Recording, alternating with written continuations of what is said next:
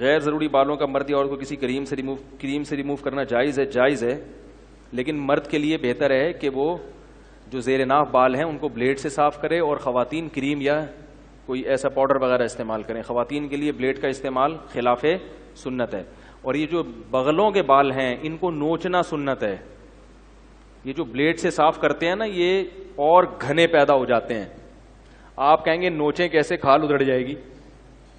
تو وہ چونکہ بلیڈ سے صاف کر کے اتنے سخت بنا دیے ہوتے ہیں کہ اب نوچنا ممکن نہیں. تو اس کے لیے ویکس وغیرہ لگا کے نا وہ کپڑے سے کھینچیں تو بال جڑ سے اکھڑنا شروع ہو جائیں گے. تو پھر کچھ دنوں میں وہ بالوں کی جڑیں نرم ہو جائیں گی، پھر نوچنا کیا ہوگا، آسان. تو نوچنا بغلوں کے بالوں کا مرد کے لیے بھی عورت کے لیے بھی سنت ہے. اور ایک تو ثواب ہے نوچنے کا، سنت پوری کرنے کا. دوسرا اس کا فائدہ یہ ہے کہ بال پھر جلدی نکلتے بھی نہیں ہیں، اور جو نکلتے ہیں وہ بھی کیا ہوتے ہیں، بہت ہی ہلکے، اور بہت جلدی پھر وہ ہمیشہ کے لیے ختم بھی ہو جاتے ہیں. سمجھ رہے ہیں بات کو؟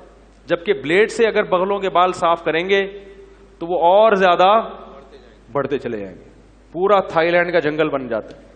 ہمارے فرماتے ہیں ایک مزدور، بہت سے لوگ تو صاف کرتے ہی نہیں نا بلیڈ سے نا، تو فرماتے ہیں ہمارے حضرت کے ایک ہمارے گاؤں کا ٹریکٹر ملازم تھا، وہ جو ہے نا وہ لیٹا ٹریکٹر صحیح کرنے کے لیے. تو حضرت تو بہت ہی نفیس تھے نا صفائی میں، میں نے صفائی کی ان کے قصہ، ان کی حضرت کی نظر پڑ گئی اس کی بغلوں پہ، بہت پریشان. فرمایا ایسا لگ رہا تھا کہ جوئیں اور کھٹمل کبڈی کھیل رہے ہیں.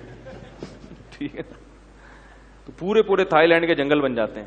ویڈیو کے نیچے سبسکرائب کے بٹن پہ کلک کریں، بیل کے آئیکن پہ کلک کیجئے تاکہ ہر نئی ویڈیو کی نوٹیفیکیشن آپ کو مل جائے.